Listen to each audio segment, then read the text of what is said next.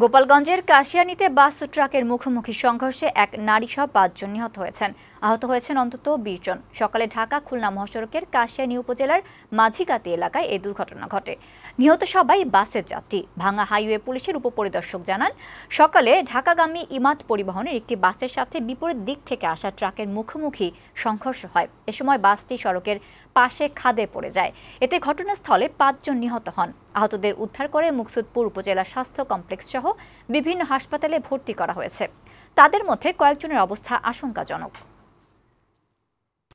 ৫ জনকে আমরা ডাইরেক্ট এসে দেখেছি মৃত্যুবরণ করেছে, আর ১৫-১৬ জনের মতন আনুমানিক যে আহত, তাদেরকে তৎক্ষণাৎ বিভিন্ন হাসপাতালে প্রেরণ করা হয়, পাঠানো হয় চিকিৎসার জন্য।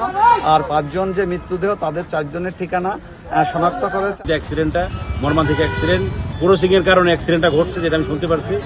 ২ গাড়ি ক্রসিং করে এক গাড়ির ওভারটেক করতেছিল, তখন একটি দুর্ঘটনা ঘটছে।